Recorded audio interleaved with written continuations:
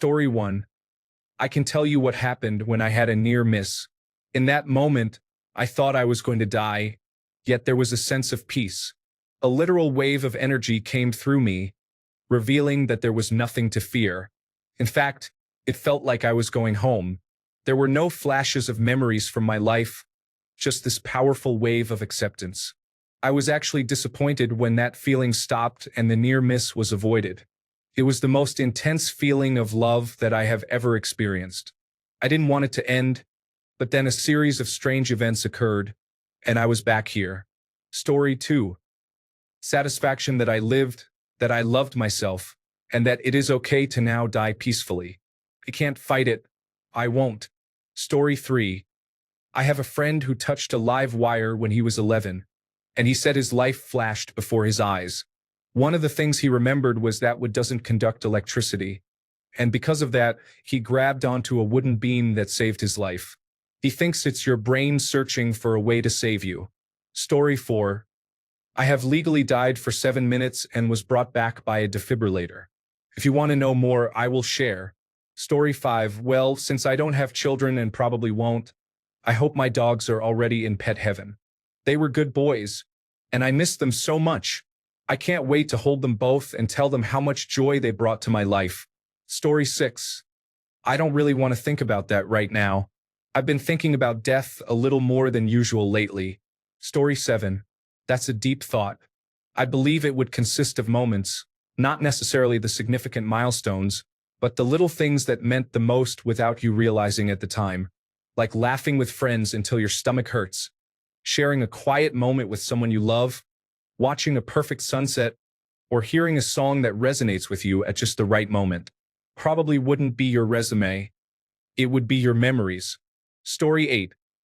I almost drowned once as a teenager while swimming in the pond on my grandfather's farm. My muscles gave out from fatigue right near the edge, and I couldn't quite reach it.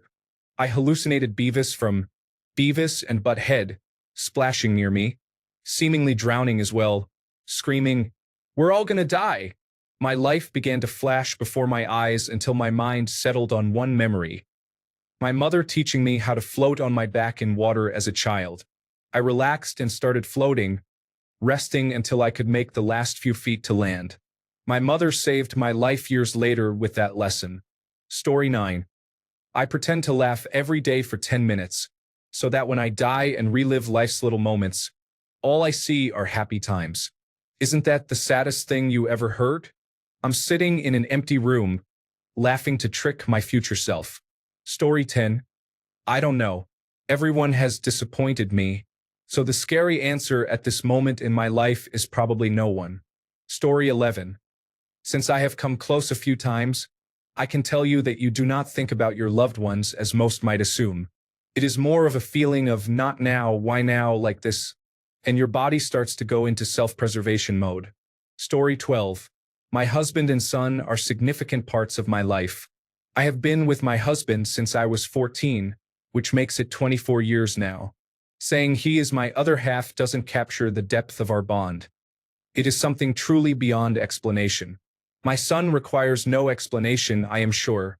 My husband is my other half because I chose to build a life with him, trust him, share with him, and love him even during difficult times. However, my feelings toward my son are not a matter of choice. He simply is. Story 13. I hope that it will be my dad, waiting for me and telling me he is proud of me.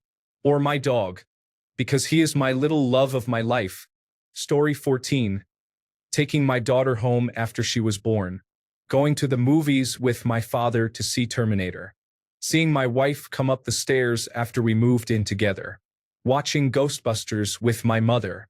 Going to the beach with my aunt. Playing No Man's Sky while sitting on the floor with my son in his bedroom. Kissing my pregnant wife's swollen feet to wake her for work. Riding my bike in the rain when I was young. Story 15. I think about my child's face. Even though he turns 25 this year, his face would probably be the last thing that comes to my mind because he is the best thing I have ever done with my life and the best thing that has ever happened to me. Story 16. There was a red-headed girl I dated about 20 years ago that I never got over but forced myself to let go. It was a case of the right person at the wrong time in life. I am certain I will see her again for a brief moment, in that same white and blue checkered sundress she wore one perfect summer evening. Story 17. I was in a desperate situation. The first thing I thought of was how I wanted my parents to come and save me. I cried like a child. Story 18. I am pregnant with our first baby, and I have wondered this before.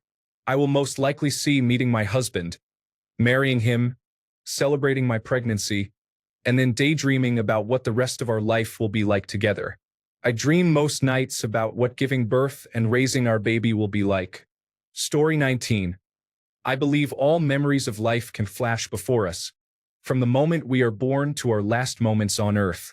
All of these memories can occur within a single second. Story 20. I nearly had a head-on collision with a box truck in my lane. I veered onto the shoulder, and the truck did the same.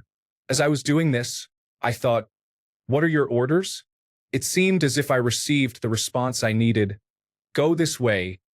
As my eyes shifted to the opposite shoulder, I successfully dodged the truck. Therefore, I expect a brief statement of some kind from the other side. Story 21. I have had a couple of incidents, and your life does not flash before your eyes. You think, what is happening? Story 22. I can tell you what I experienced while I was rolling down the motorway, tangled in my bike, at about 100 kilometers per hour. What I saw or experienced is difficult to describe. I was going to miss out on my children's schooling years, graduations, and weddings. I would never get to love my grandchildren or support my kids and wife through all the important moments. It was surreal, heartbreaking, and terrifying all at the same time. My oldest was only 3 at the time, and my youngest was about to turn 1. Story 23. I had a car crash at the age of 19. As I left the road and before hitting a tree, my thoughts were just, is this it? There was not enough time for anything else. Now, 31 years later, I can say the answer was no. However, I later learned from multiple sources that it was a blind corner that claims many lives. I was lucky. Others were not so fortunate. Story 24. Nothing happened to me. It just went black. Felt like I went to sleep. I am pretty sure that is what death is. Lights out. Story 25.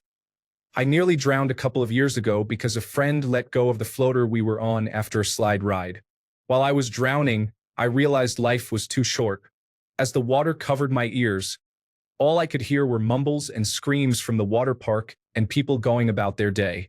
I could also see my friend swimming away while another friend attended a call. I felt so much sadness and couldn't help but think, so this is it. After that, all I remember is waking up by the poolside with many people around staring. The worst part is I had to drive home since no one else could drive.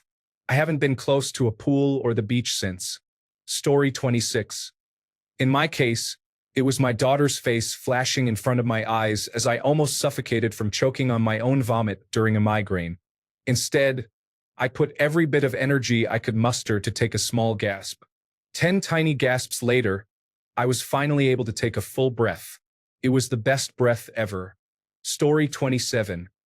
When I nearly died, it was really peaceful. Nothing flashed before me, just quiet and peace. When my grandfather nearly died from a stroke, he saw me. Apparently, I was the light of his life. I miss him every day. Story 28. Your brain is trying to find a way to prevent serious harm or death, so it quickly searches through your memory for a solution. At least, that's what I think. Story 29. The moment my life flashed before my eyes felt like a rapid highlight reel. My last thought was, what about the baby? I immediately saw a newborn, unaware that I was even pregnant. For this reason, I believe the last thing to flash before my eyes will be reality. Story 30. Every time I have had near-death experiences, my first thought is, at least I don't have to pay rent anymore. Story 31. I probably remember my locker combination from high school because even now I keep having dreams where I am in high school and get stuck at my locker because I can't remember the combination, but it's right at the top of my brain. So when I die, I will finally remember what that combination was. Story 32. I am genuinely excited. I want to go and have been extremely close numerous times due to no fault of my own. Story 33. Years ago, my brother and I were in a serious car accident. We were driving down a two-lane highway in the countryside, which parallels train tracks. Occasionally, there are crossings to allow vehicles to cross the tracks. The crossings are not very long, so you have to stop before the tracks or at the stop sign, with not much room to maneuver. It was early in the morning, and I was taking my brother to work. The speed limit on this highway is 55 miles per hour, so I was driving at about 55 to 60 miles per hour. At one of the crossings, a semi-truck crept over the tracks instead of stopping beforehand, leaving its whole trailer on the tracks, which is obviously a dangerous situation. As we approached, I was about 40 to 50 yards away when the driver, instead of waiting safely, decided to try to beat us across the tracks for some reason. He pulled out, and the only option I had was to slam on the gas. I swerved to avoid him and just barely managed to do so. However, when I tried to correct the car and get back into my lane, I lost control, swerving right and driving into an embankment.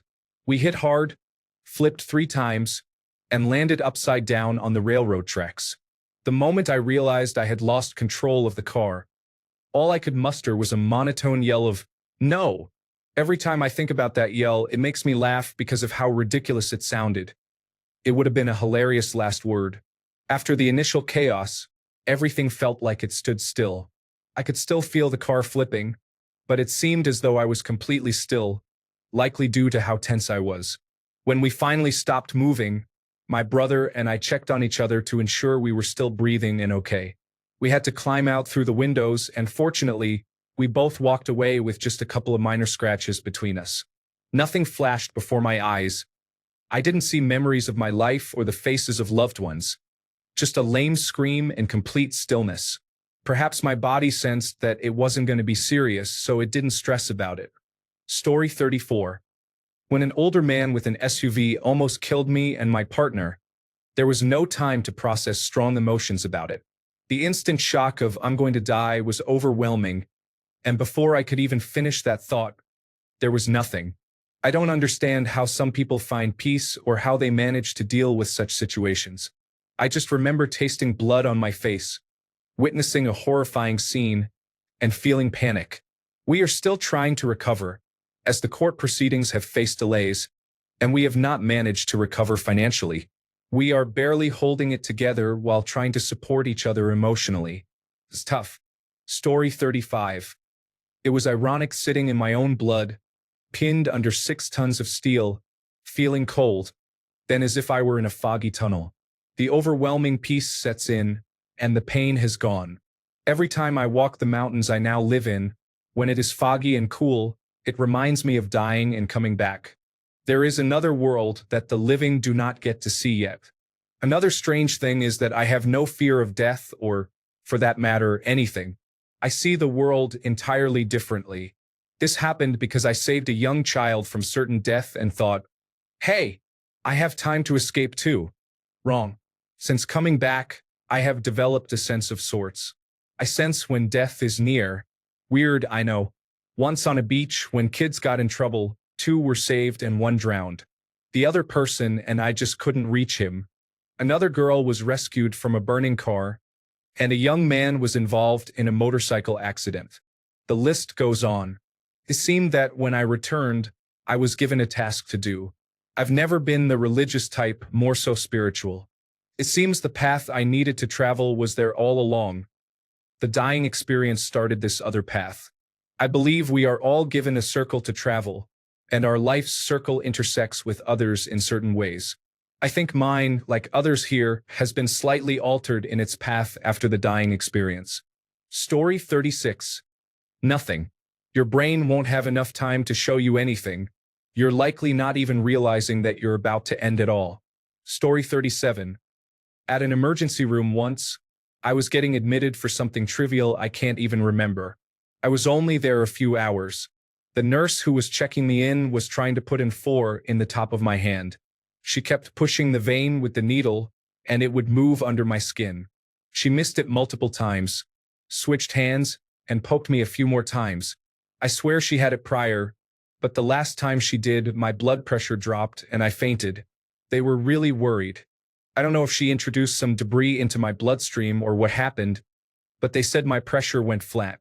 All I can say from the experience, if it wasn't fainting, was that I was comfortable and annoyed when they woke me up. I wish they had let me be. So I can only assume that, as warm-blooded mammals, when our time comes, depending on how we go, we likely have a built-in easy way out. Story 38. I feel as though my eyes are permanently crossed, accompanied by vertigo and nausea. Then I have a sense of my body and a quickly fading consciousness. After that, there is nothing. My brain feels empty. Story 39. I was hit by a car while riding my bicycle. Your life does flash before your eyes. One overwhelming regret was that I wouldn't be able to kiss my wife or hug my son ever again. Whenever I feel down or worked up about anything, I remember that split second, and it puts everything into perspective for me. Story 40. The time has come. If this is truly it, I worry about my children and how they will cope without me. I hope this is not a turning point in their lives that leads to a decline. I also think about my pets and what will happen to them now that I will not be around. I fear they will be rehomed and separated. Story 41. When I was 15, I was severely anorexic and spent 2 months in the hospital on heart monitors. I almost died due to a heart attack, and I remember it vividly. I saw what looked like speckles of light, as though I was driving into space or caught in a big snowstorm. I could hear my mother and the hospital staff, but they sounded distant. I wasn't in pain. I was actually quite at peace. Story 42. When I was about 17, my best friend and I went kayaking down a creek we had navigated hundreds of times because it was summer, hot, and we had nothing better to do. We reached a fork where you could either go right and have to get out and drag your kayak or go left and continue through the water. My friend was a little ahead of me and she chose left. Next thing I knew, she had flipped over and didn't immediately come up for air. So instead of preserving myself, I went after her. I soon discovered why she had flipped. Someone had dumped logs in the creek where they shouldn't have, which pulled my friend and then me under, sucked me in and turned me sideways against a log. At the last second, I managed to flip away from the log instead of towards it, or I would have hit my head and would not have remained conscious. I was able to slip out of the kayak, but my foot got stuck under the logs and I was quickly running out of air. All I could think was, please, I have so much more life to live. I don't want to die. My parents will miss me. Finally, I became hyper-focused and was able to get unstuck. My friend was waiting on the bank for me. It was the scariest moment of my life so far. To whoever put those logs there and almost killed us, I am deeply angered. Story 43. Nothing happens.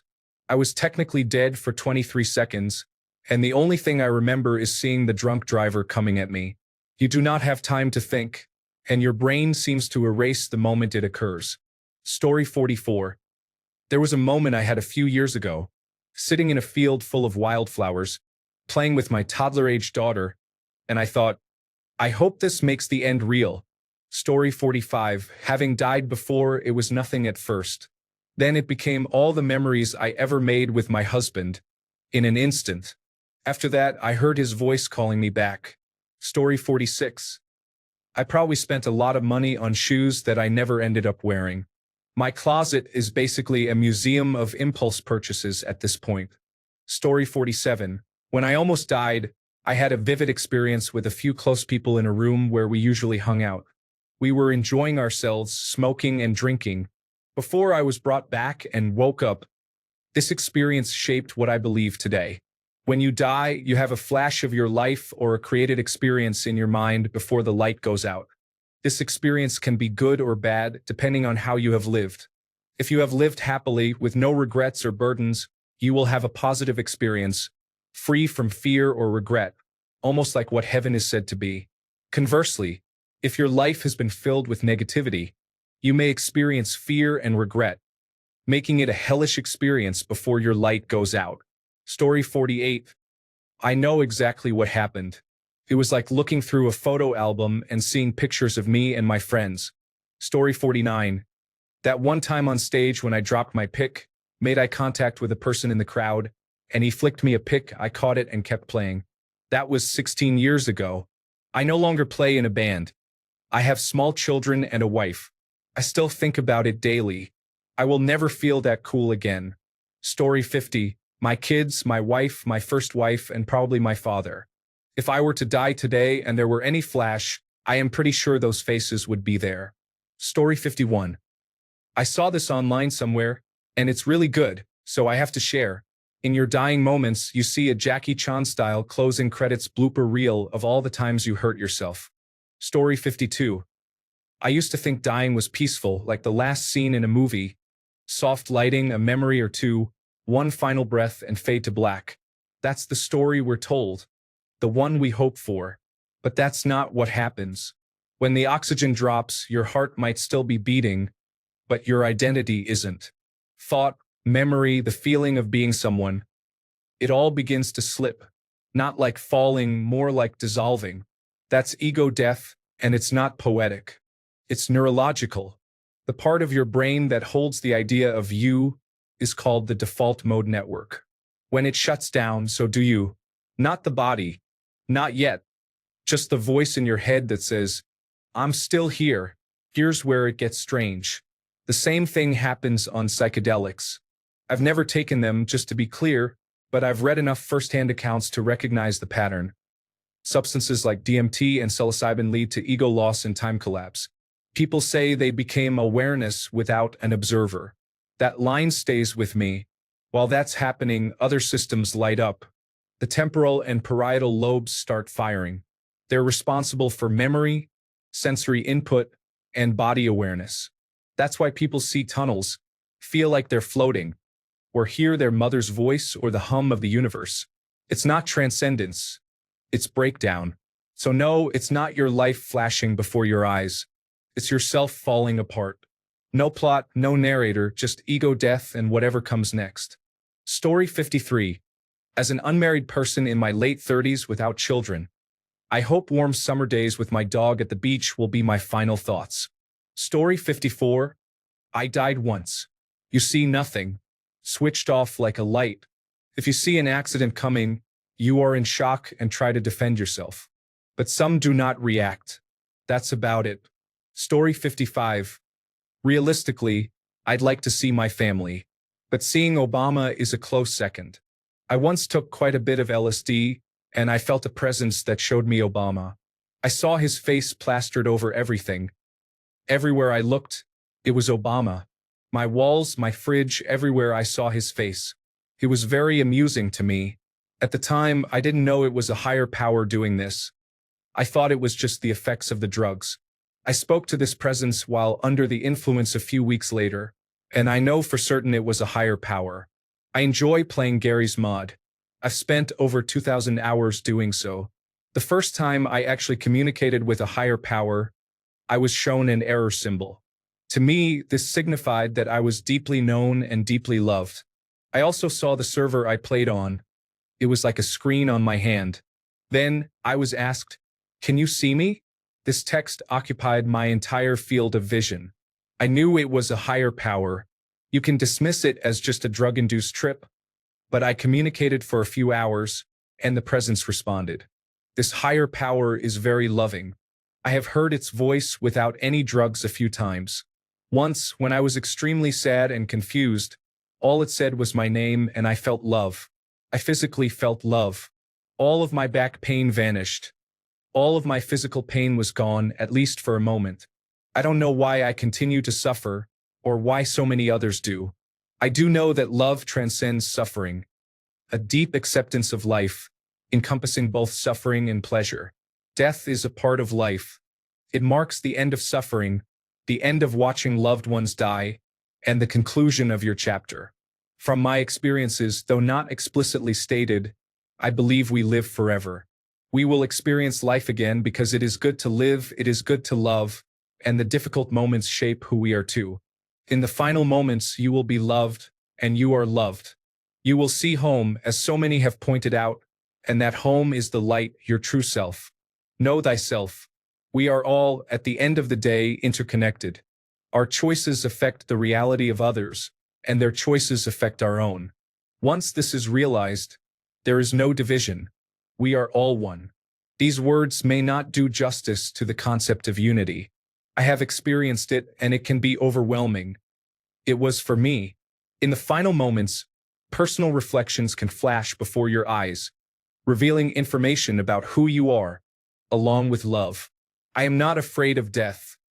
I am afraid of losing those I love. I worry about not giving enough love or showing enough care. I don't want any regrets between myself and others. It's been a concern of mine for a long time. It is sad that we die, and reality does not always treat us kindly. However, I hope to treat others with more kindness. Story 56. The high beams of the truck I accidentally walked in front of because I was too busy looking at my phone remind me of my grandfather's last words, a truck. Story 57. For all we know, what we are doing right now is just our life flashing before our eyes as we lay dying. I apologize for the morbid message. Story 58. The entire opening sequence of Airwolf is followed by a few seconds of deep existential fear that I will not be in anyone's thoughts after about a month. Story 59. The faces of all the women I didn't have the chance to sleep with, if I'm being honest, and perhaps some of the faces of the women I have slept with. Story 60. A beautiful ethereal figure floats before me, and a voice says, "We have been trying to reach you about your car's extended warranty." Story 61. I overanalyze and try to capture the most feelings and thoughts from every moment. I probably feel this way because of my experiences. Oh, interesting, I can't move forward. I wonder if I try this during various situations. Story 62. Nothing. It didn't happen before when I was absent long enough to be unconscious. When I last passed out, it looked like black leaves fell over my vision until everything disappeared. I woke up a while later, but it could have gone either way. Story 63. When in nearly unbearable migraine and neurological pain, I found myself making a deal with my beloved aunt, who died at a young age from a fast-moving cancer when I was 10. We agreed that I would hold her hand and cuddle close to her as I passed away, and those would be her final moments, holding me close as well. I hoped for that. Story 64. I was in a car accident once. Every single thing came into sharp focus. Every sound, every sight, every smell. I lived years in that second before the car slammed into the back of the truck, and then white everywhere, followed by black and nothingness. My life didn't flash before my eyes, but I had a sense of awareness beyond anything I had ever experienced. I reveled in the glory of my physical body and everything it experiences, even the cut of glass across my cheek in excruciatingly slow detail, as if I needed to imprint every single bit of it because it would soon be only a memory if left to me. Story 65. To be honest, all the people I have wronged and hurt come to mind, followed by my life flashing before my eyes with missed opportunities. Then, a dark void follows, creating a feeling of descending into the depths of despair. Why do I say this? Because I have had such a near-death experience. Story 66. I hope all of my beautiful memories are wrapped into one major happy moment flashing before my eyes. Story 67. I used to have nightmares about my death quite often, and I always woke up thinking, oh, it was just a nightmare. I will probably say the same thing seconds before I die. Story 68. The life that I am living right now is a fleeting moment. It is all predetermined and unable to be changed. When I die, that is it. The moment ends and fades to black. Story 69. When I was in my 20s, I was in a motorcycle accident. It was late evening, and the next day was the final day of exams. The oncoming motorcycle hit us, and I was thrown off the bike. As I flew through the air, my exact thoughts were, I have an exam tomorrow. What am I going to do now? This is very inconvenient. Everything felt like it was in slow motion, just like in the movies. Despite everything, I just had some light bruises and scrapes. I went to the final exam the next morning. Story 70. My family, my boyfriend, and probably my ex-husband are part of my memories from the 15 years I spent with him. Story 71. Less of a flash and more of a fade in and out, I imagine my family sitting around the campfire. The conversation may be unclear, but it would definitely be the last thing I think about. Story 72. Before we die, I had a near-death experience. Dying is a very peaceful transition from exiting our physical bodies. Our essence is our soul. Physically, we are bound to this realm. When our mission is complete, we go back into the light. It's the most peaceful and ecstatic state of existence that you would never want to come back to this world. Story 73. Peanut butter? How do I know there's even a flash? Pull the cord out of the wall and the music stops. No flash. Story 74. I didn't have a thought in my mind other than, oh, as I saw the SUV rapidly growing larger in my rearview mirror moments before it smashed into my car and totaled it. So nothing will probably flash most likely. Story 75. My mother-in-law cried tears of joy when she found out she was going to be a grandmother. My husband and I experienced a devastating miscarriage of identical twin boys before our baby girl. So it was wonderful news to share. It was one of the happiest moments of my life. Story 76.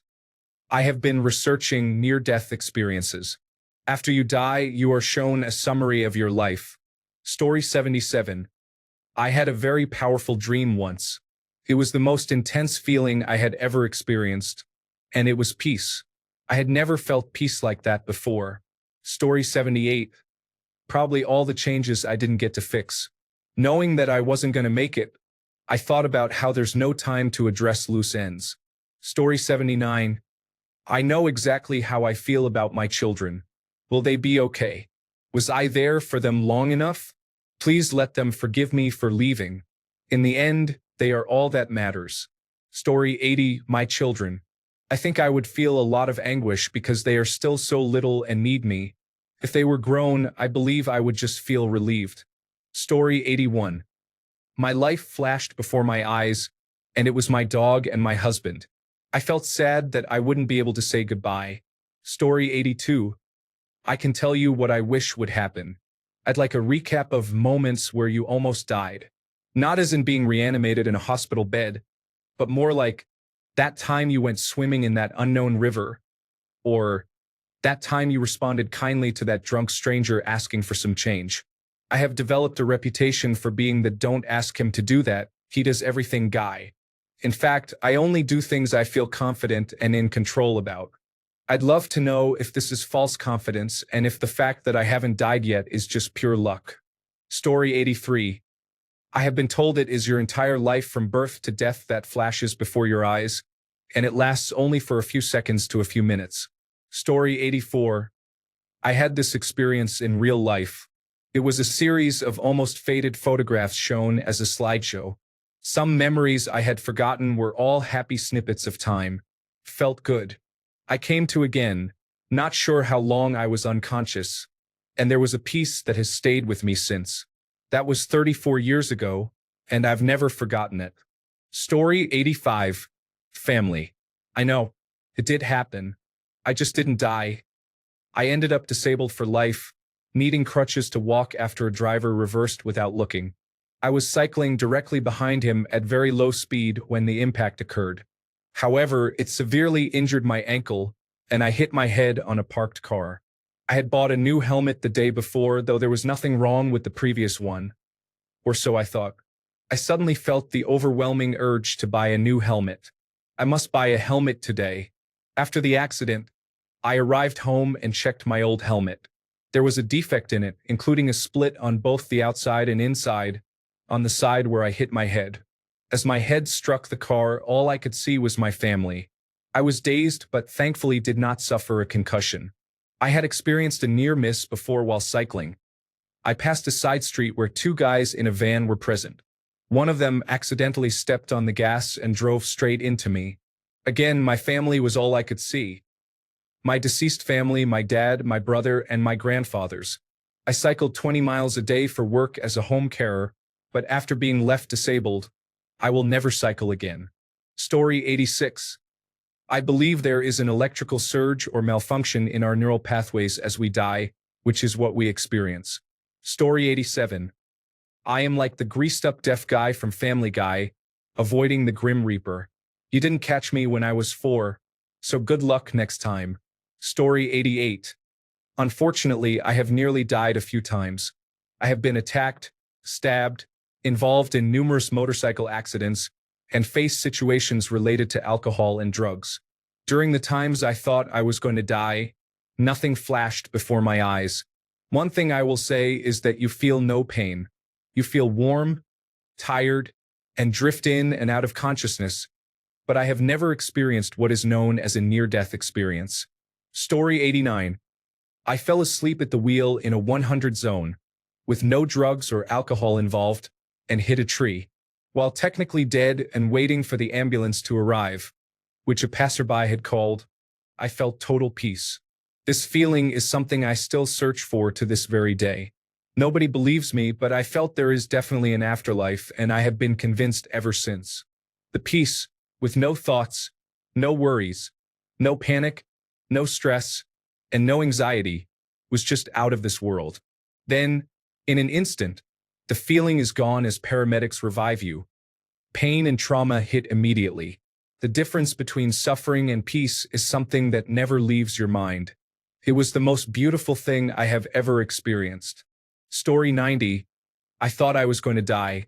The only thing on my mind was my wife and how sad she would be. I wish I could stay with her. Please don't have a bad life without me. Story 91. I was close to death once.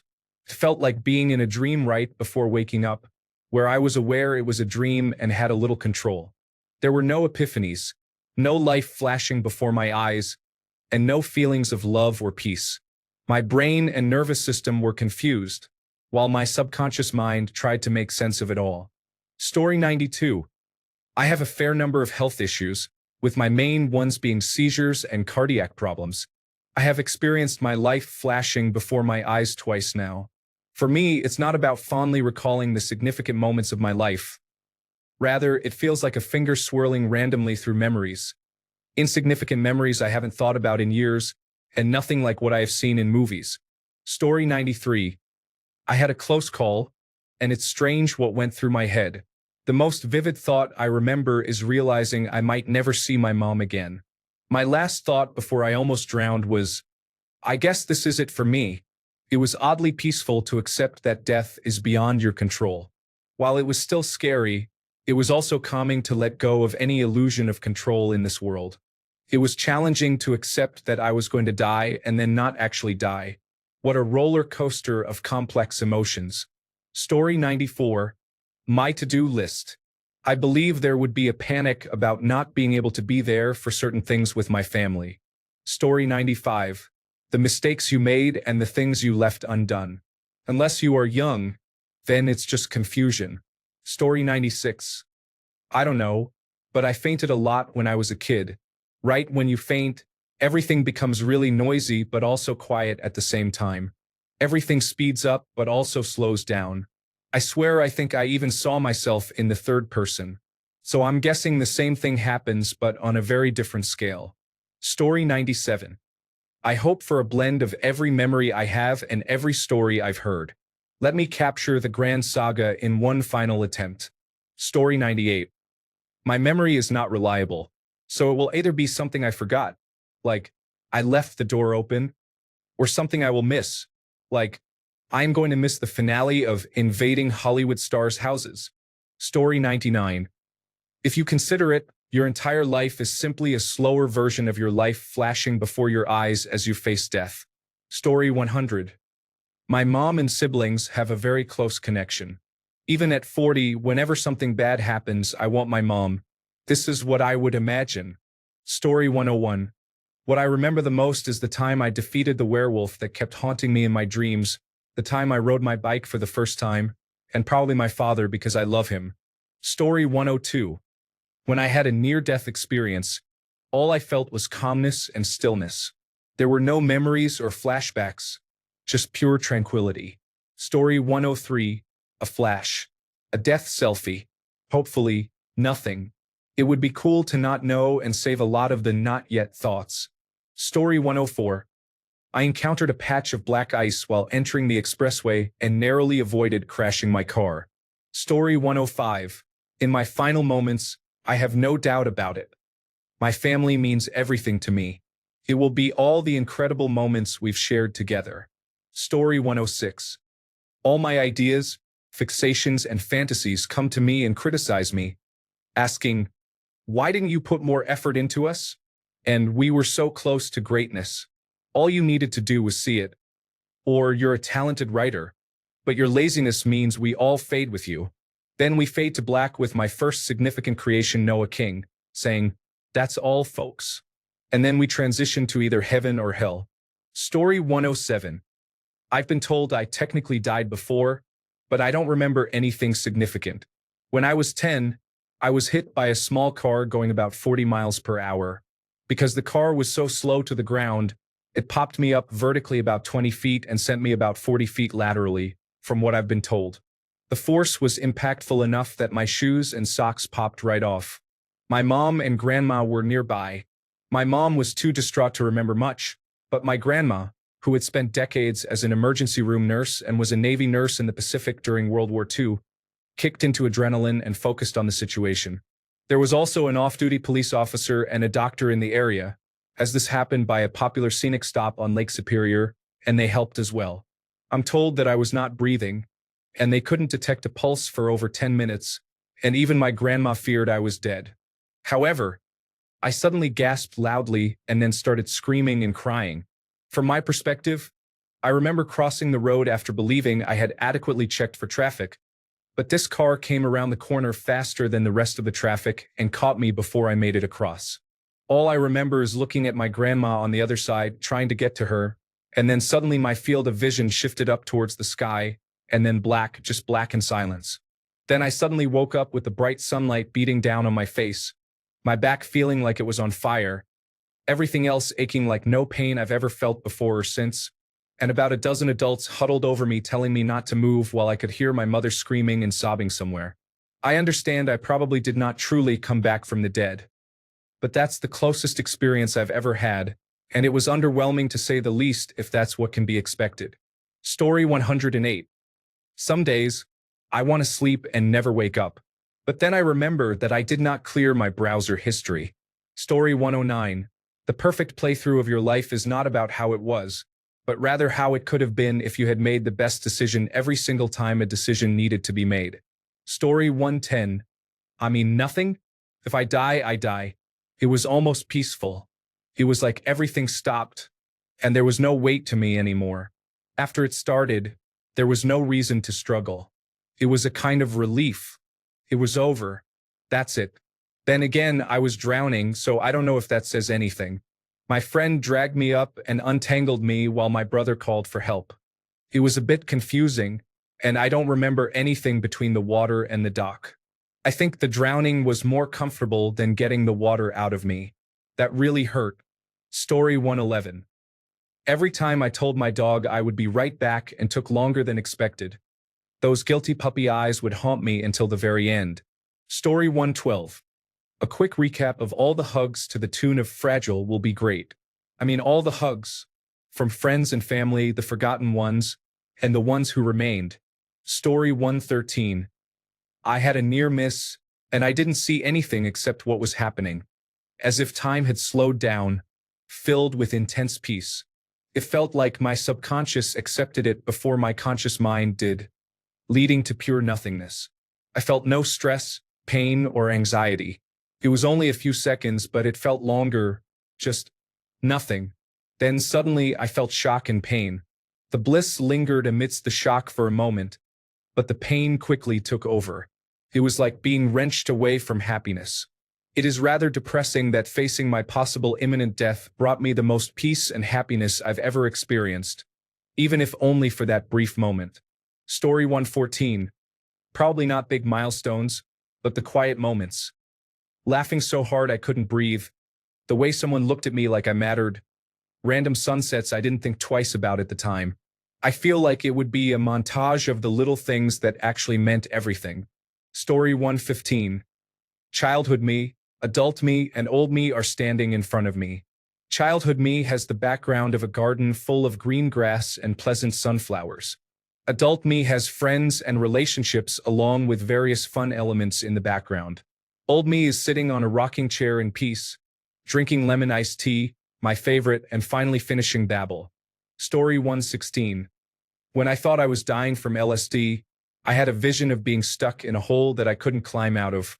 At the top of the hole, I could see my mother trying to reach me. She couldn't get to me, and she had a look of anguish and fear on her face. I believe I might see something like that. Story 117. A guy asked me if my friend and I were cold outside, and I responded with, "No, we're naturally hot." The look on his face was unforgettable. I was 11. Story 118. What happened when I fell sick as a child? My mother patted my head and comforted me while my dad made me soup. They couldn't say, "I love you" easily, but this was their way.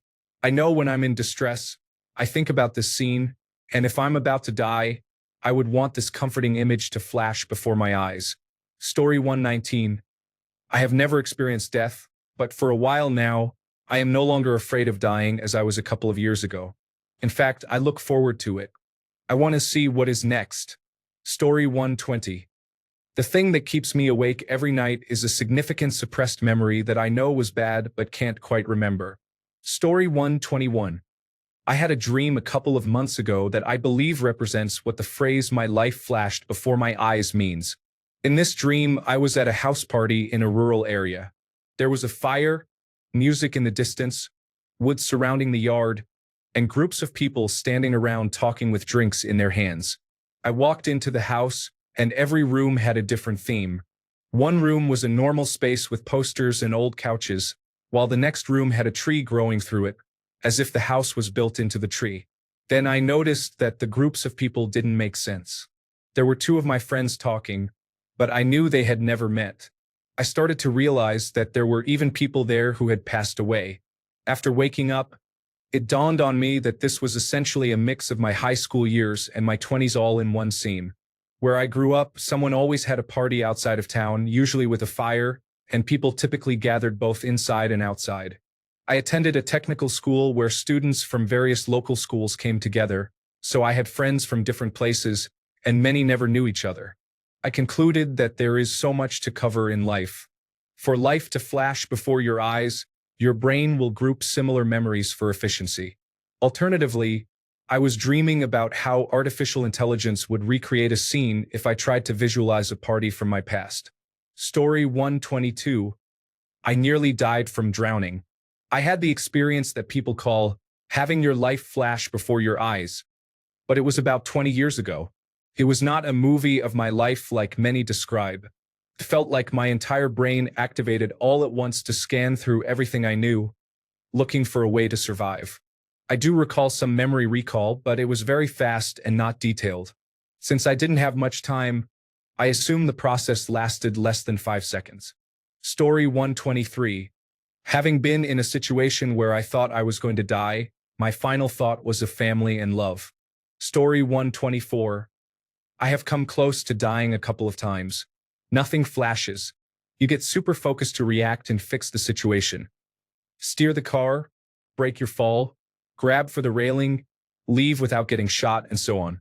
Story 125.